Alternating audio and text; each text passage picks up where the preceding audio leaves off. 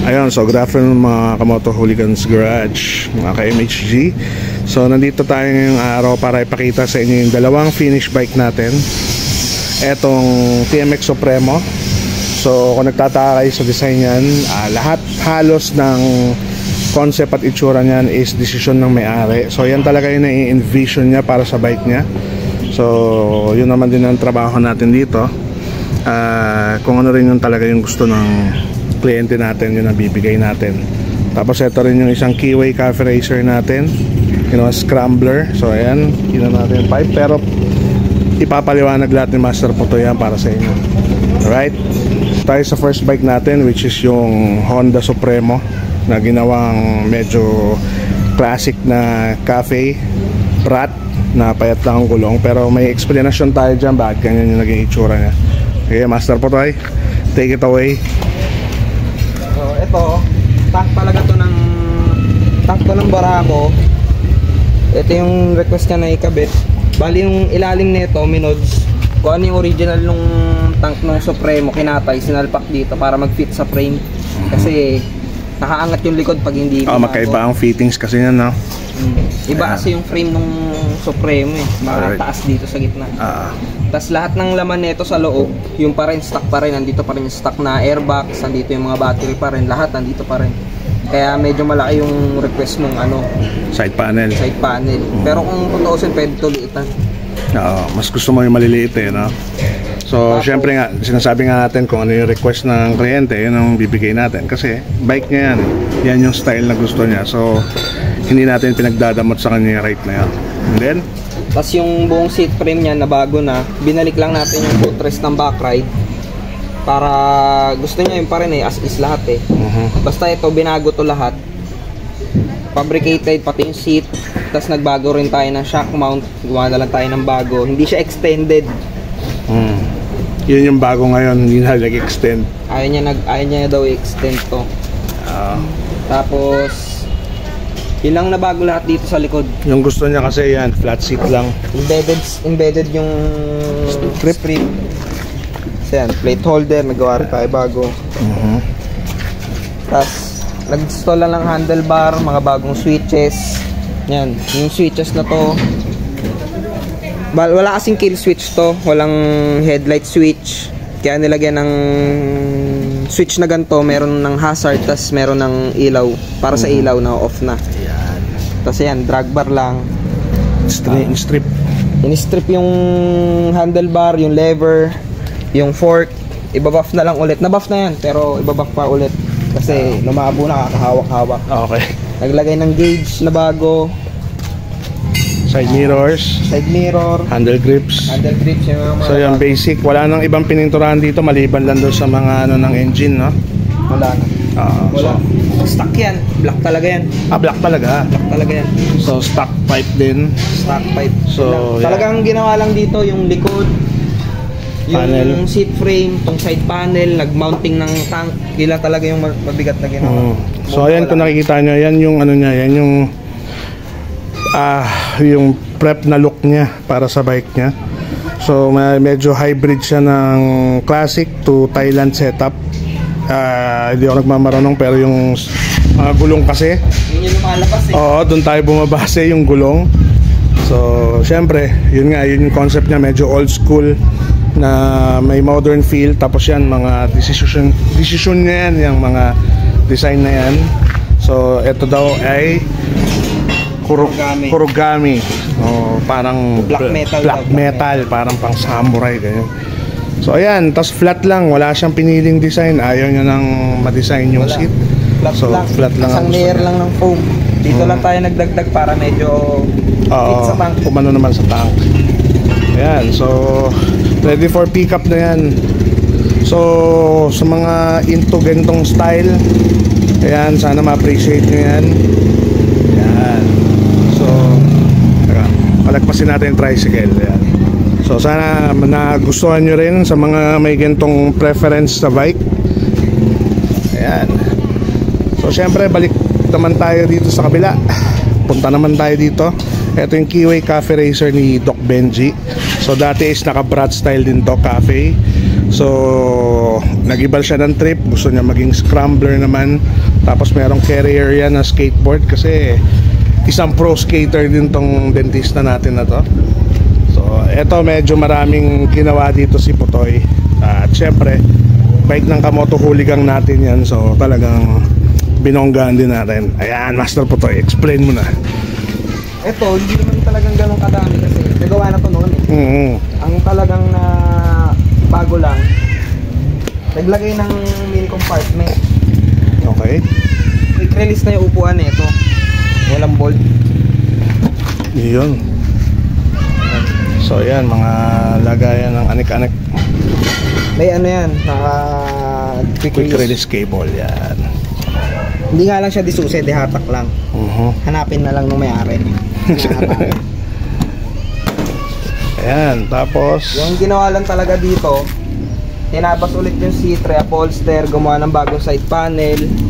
Yan, itong straight pipe, gawa natin itong bunto. yun o. Tapos yung underneath nga, kasi nga gagawa ng compartment. Okay, so yun yung underneath. Makita nyo. Nire-bracket ulit tong fender, nagbago ulit ng tail light, signal light. Medyo inayos ulit yung pagbabracket ng skate rack kasi nga nabago yun nandito sa likod. Ayan yung skate rack niya.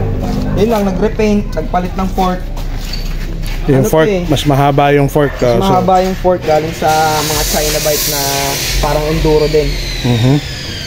Palit lang ng fork, nare-mounting ulit yung fender, pati yung gauge. Ito stock gauge talaga ng CR152. Tapos maliit na ilaw. Malit na ilaw. Tapos mixing handlebar.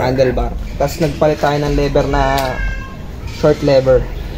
Mga pang 2 fingers. Tsaka yung mga, mga side mirror. Side mirror. Ito yung itiman to eh. Pero kaya mo na muna siya. ano naman eh.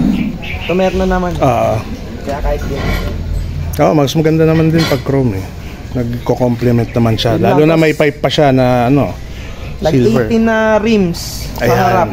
Yan pala, yung size ng gulong. Ano yung size ng gulong natin? 18 yung rims sa harap, 17 pa rin sa likod. Tapos nagpalit na ng dual sport. Dating Sotot to eh. So ang brand na ito ay V-Rub. Ayan, tapos syempre naglagay lang tayong accent dyan. May Moto Hooligans yan. So unti lang yung nadagdag ngayon, pero kung galing dun sa stock, marami. Malaking pinagbago. Oo. Pero yung last kasi nito, na U-bend to talaga to, nagawa ng seat frame. Ito na yung seat. Talagang yung side panel lang, tsaka pipe ang bagong gawa. Tsaka yung fork. So pangalawang beses kinostom ni Putoy ito sa magkaibang build. Nagti-trail na kasi si Doc. Yun ang trip niya, mga trail. So gusto niya i-trail yung bike niya. Ayaw niya nang bumili. Gusto niya na lang ng kumbaga i-remodel yung bike niya. So ayan, nakikita nyo mataas yan. As in matangkad talaga yung bike. Dahil nga siguro sa fork tsaka sa mga gulong. Ayan, very neat. Yung center stand pala natin, di pa na pipinturahan yan kasi side stand, kaka-extend lang yan kagabi. So pipinturahan na lang yan. So gusto ko lang may feature yung bike ngayon para makita. So nakabawas na tayo ng 2. Meron pa tayo, ilan pang ginagawa mo? 3. Sa Aprilia na talaga ako. Aprilia, ayan. So ayan, kung napapanood mo to, Doc Bench, alam ko mapapanood mo to. Ayan na, ready for pickup na. Meron lang siyang dental mission. So wala sila dito sa Manila. So 2 bike.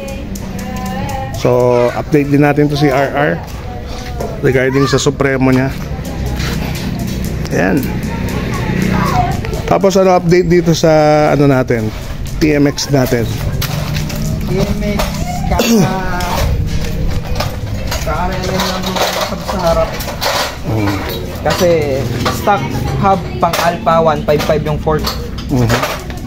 So yung axle kasi ng Alpha mas manipis kumpara sa 155. Nagbago pa rito. Tapos pinatula ko yung hub papunta sa kaliwa para dumikit yung stopper ng fork. Okay. So doon na tayo sa seat pan. Ayan, so abangan nyo to. Abangan nyo rin tong TMX na to. So si seat pan pero hindi gagalawin yung frame. Meron tayong mga lower CC ngayon na project. Pagmumuang U-bend yung likod pero walang U-bend. Okay. Gusto ng may-ari. I-maintain yung stock. Ayan, tapos ito nga pala yung explain mo na rin tong bike. So ito is binild to Ginawa to ni Putoy sa bahay nila. Kasi ito ay motor ng stepfather ng girlfriend ni Putoy. So, kung natatandaan nyo, ito yung itsura niyan dati. So, kay Tatay Lindel yan. So, binili ng stepfather ng girlfriend niya. So, ito yung ginawa ni Putoy. So, siya yung pinagkatiwalaan. So, technically, MHG pa rin yan kasi si Master Putoy yan. Pero doon niya ginawa yan sa kanila. Right. So, explain mo naman yan. From mags, nag-convert ulit tayo ng spoke. Spoke rims, harap likod. 16 ng likod, 5 inch ang lapad. Likod, harap? Sorry, harap. 16 ang harap, 15 ang likod. 15 likod, yan. 170 ang lapad ng gulong. Tapos ano na yan, ni rim. Ay, ni rims. Rim set. So, naka-spokes yan. Dating mags. Gumawa lang tayo ng single seat. Ang ganda na seat niya, parang pang Harley, mga ganyan, matataba. Single seat. So yung ba yung inspiration dyan, Harley? Medyo. Kasi sa straight bar din. Kasi Harley talaga yung dream ni Tito Chris. So yung tank niya, siya pa rin. Nirepaint. Naka-tank lift na to dati, kaya hindi ko na tinank lift. Ginalaw. Gawa pa to ng ibang tank lift dati. So, stock fender, katay lang. Straight bar. Gumawa lang ako ng riser dito. In-extend lang to. Ayan Tapos ito mga nabibiling cover yan. Nabibiling cover na to kasama na yung fork boots. Tapos LED na headlight, maliit lang. Tapos wala nang gauge, tinanggal ko yung gauge para mas malinis tignan. Tapos yan mga LED na signal. LED na signals. Tapos yan yung mga side mirrors niya. So ayan, sobrang simple nito pero ang lakas ng dating nito kasi nga kung mahilig kayo sa mga Harley, tas tamang black lang. Ayan poging-pogi yan. So pag nakita nyo lalo ng personal, makikita nyo talaga yung difference ng stock ng Pinelli. So extended swing arm din yan. So marami nag-i-inquire sa amin regarding dito sa Motovi. Extended 3 inches lang. Extended 3 inches. Tapos palit pipe, yan na yan. Hindi to yung stock pero bullet to kay Tatay Lindel pa. Kay Tatay Lindel pa. Yan. So ayan, ma-appreciate nyo din yung So maraming ginagawa si Putoy maliban dito sa shop. Marami pa tong project sa kanila. Dahil business minded to So ayan, sana nagustuhan nyo yung pinakita ko ngayon. So next vlog natin is ito ng TMX, tsaka tatapusin na tong Aprilia, tsaka yung DT. Yung DT 125 ni Tito Johnny. So pinturado na yun, nakita nyo last vlog. So ayan, Street Fighter concept natin dyan. So, wala pa yung mga side panel yan, yung mga mesh nyan. So ayan, yung crash guard. Ayun yung mga crash guard nyan. Ayan, kung nakikita nyo. So yun muna, bigyan ko muna kayo dyan. Next time natin pakita. Alright, maraming salamat Master Putoy. Apir. Okay, may delivery ako. So yun mga motoholigan, sana nagustuhan niyo yung episode natin for today. At ayan, medyo maluwag na ulit tayo dito sa shop.